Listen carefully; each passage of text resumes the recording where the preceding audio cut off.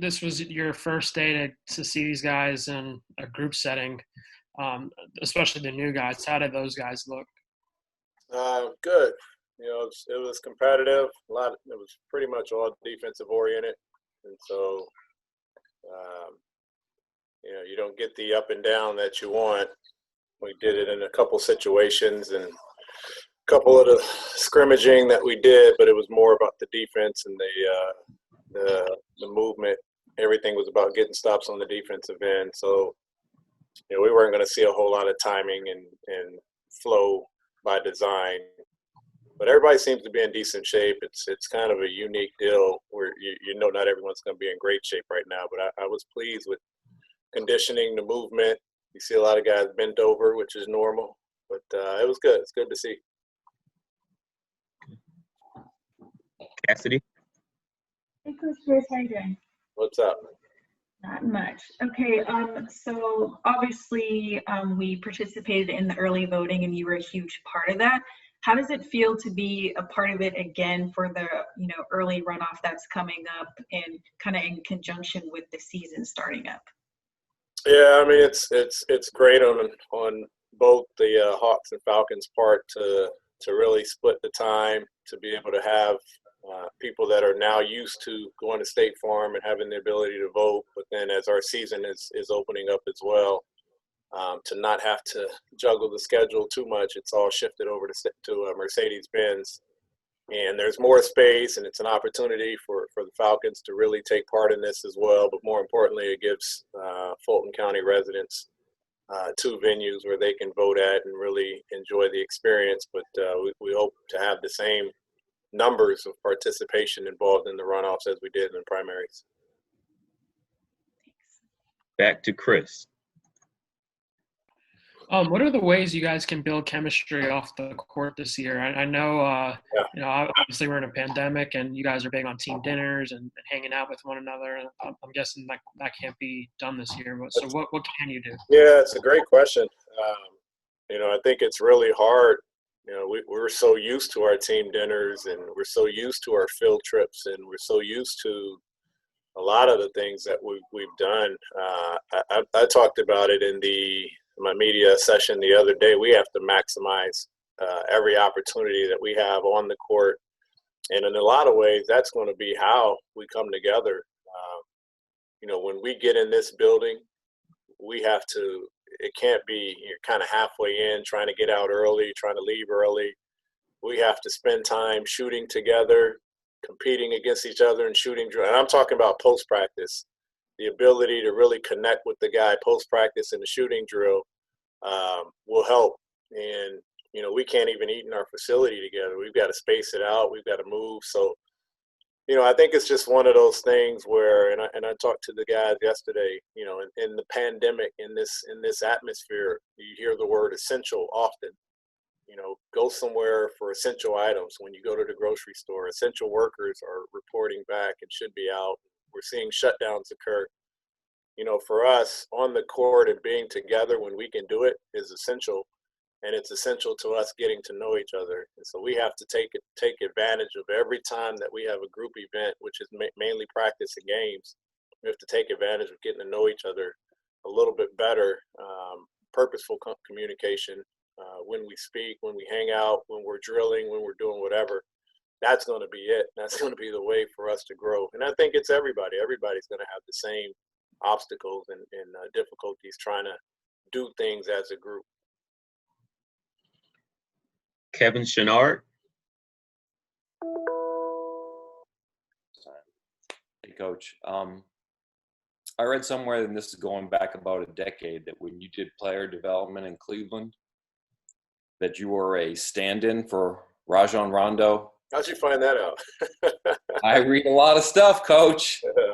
And so what can you tell us about that experience? And if you had to do the same thing now, how would you emulate Rondo at his current age? The one thing I was proud of in that practice, other than rolling my ankle and then having to hop on the airplane to go to Boston, because that didn't feel good in the air.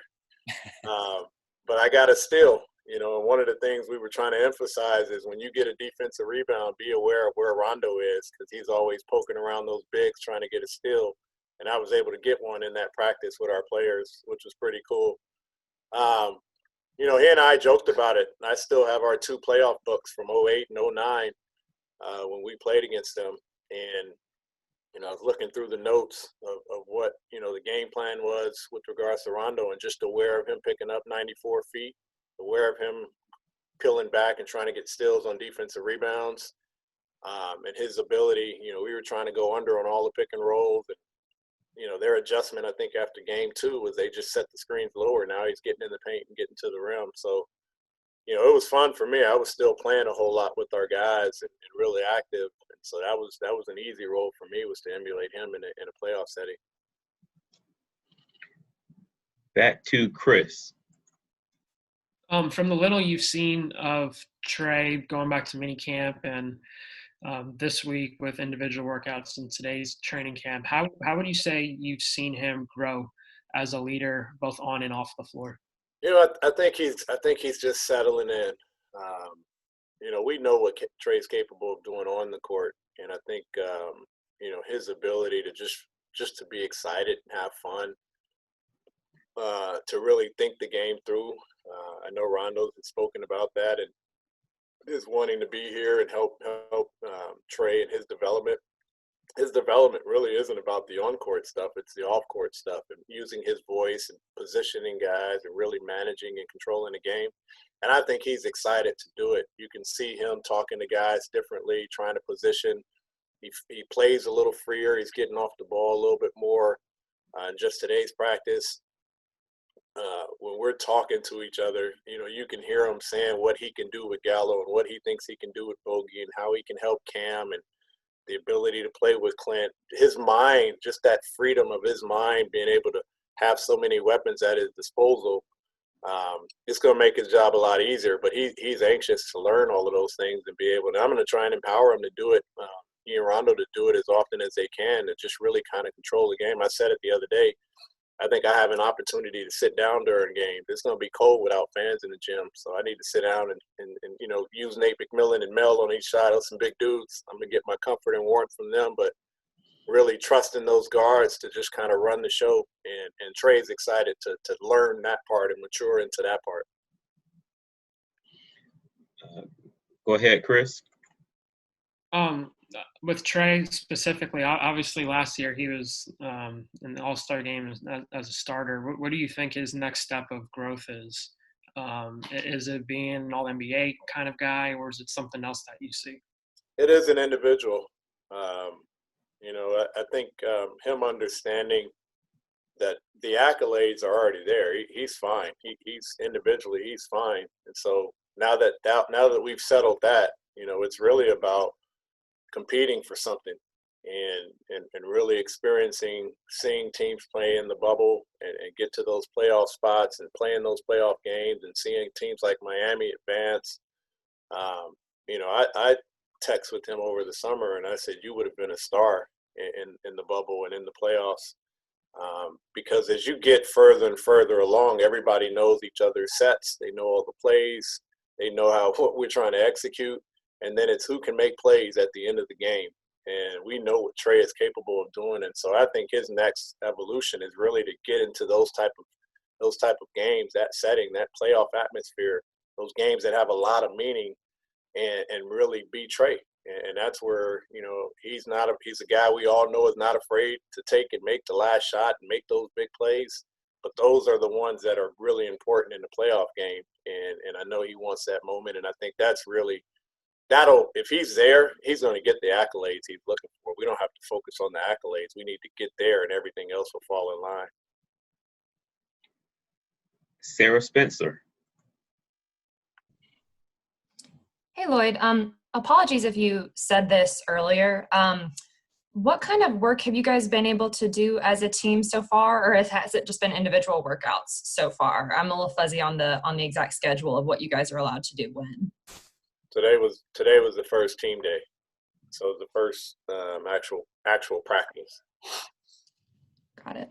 What was it like to see everyone out there together for the first time? A lot of new faces. I mean, I know you can't install everything you want to in one day, but what was it like just to kind of start things out with all the? Yeah, I mean, I think the word we're trying to use is joy.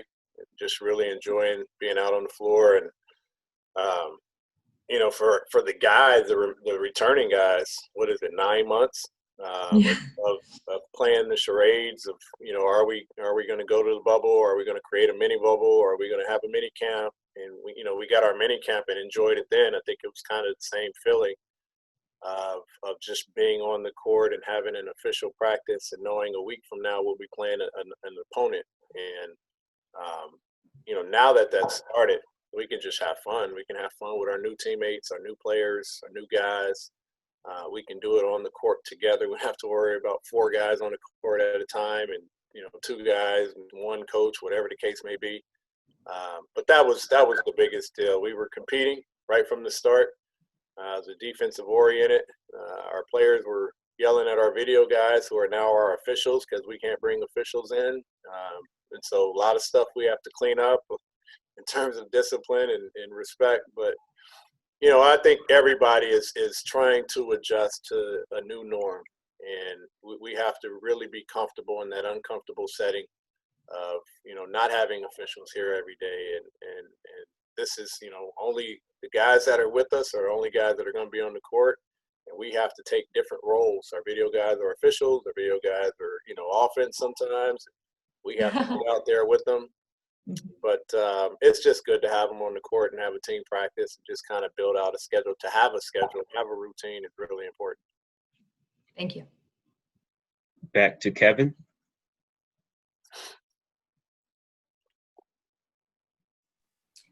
Coach, it seemed like last season, when you get to a 1-possession game at the end of the game, Trey being as amazing as he was last season, teams had the opportunity to kind of key on him at the end of games. With the reshaped roster, how do you see that playing out at the end of games with more talent around him? The same. I think Trey's still going to have the same amount of attention. And I think, we feel comfortable knowing that we can, I think there's a lot of times where you look at the game and you figure out, well, are we down? Are we going to need offense? And you have an offensive group that you can put out on the court. And so if they want to pour a lot of attention into Trey at the end of the game, we're comfortable because we can put an offensive group on the court and vice versa. We look at the game and we say it's 1 possession and we need to stop. We can put a defensive group on that court. But to have those options at your disposal, Trey's going to have the same amount of attention. That's not going to change. And we have to take advantage of that, to create opportunities for him to score, create opportunities for him to punish people with the pass. We saw that at San Antonio. They double-teamed him. He kicked it to DeAndre Hunter. Kevin hits corner 3. We feel like we can do that with any of our guys on the roster now and put him in a position where he can still make plays, but we can punish you if you try and take him out of it. Okay. 2 more questions. One from Chris. From your conversations with the team over the past 9 months, did you get a sense there was added fuel to, be in the playoffs next year for the guys because they hadn't played in so long and they were able to see, 22 other teams go to Orlando and resume their seasons, and obviously the Hawks weren't one of those teams? Yeah, I think the biggest thing was missing the game, and to see that the game returned for some and not for us, hopefully makes today a day of appreciation and a day of really renewed focus. We have a new team. We have 9 new guys. There's a renewed focus on just this season because we can't control the 9 months that have passed. We didn't get a chance to go to Orlando. We weren't in position to be in Orlando. And the situation of what's going on in our world kept us from being able to play basketball for a long time. And so the focus for this year is to maximize every single opportunity we have, which means we can't let games slip away. We have to take advantage of this new roster. We have to come together quickly. I think those guys that you're referring to that were on the roster last year hated not being included. But I think we're all past that. What's done is done. I can't use statistics from last year's team to really pinpoint, our issues moving forward or issues that may come up moving forward. Rondo wasn't a part of anything we were doing last year. Neither was Gallo or Bogey. And so we're going to move forward. We understand that. We don't have a whole lot of TV games. There isn't a whole lot of respect, and no one gives a shit that we weren't in the bubble. We have to find our own way to be productive this year from start to finish. Our final question for Coach Pierce will come from Sarah. Lloyd, I think you said earlier that there was a little bit of a defensive focus today. I know it's really early, but what kind of do you see good defensive potential in this team, and how much of a priority is that with this group? Well, yeah, I think the biggest thing is Solomon Hill was great. We had a great team meeting, and he was tremendous. His experience in Miami and the understanding of why they made it to the finals and the sacrifice. Use Myers Leonard as an example, guy that started every single game. And when they got to the playoffs, their decisions were based on what's going to help us win this series. And that's going to be sacrificed by a lot of guys. And that normally comes down to the defensive end and matchups, obviously, but the defensive end. Who's going to help us get stops in this series? But he was tremendous in explaining that, use the stat about being top 10 both offensively and defensively is almost a guarantee for you to have a shot at winning the championship. There aren't many teams that win that aren't top 10 offensively and defensively. Everyone's going to talk about what we're capable of doing offensively. Everyone needs to talk about what we are doing defensively, and that's going to be the mindset that we have to have from start to finish. I think we have some good offensive players. You still have to come together on that end. I know we're going to need some really good defensive players, and I know we have some, and we're going to need everybody to do their job. You got three defensive stoppers and two guys that are liabilities. The liabilities are going to get you beat. It isn't the three stoppers that's going to help you win. And so our team defense is going to be tremendous. A tremendous amount of focus will be there. Tremendous amount of effort will be there.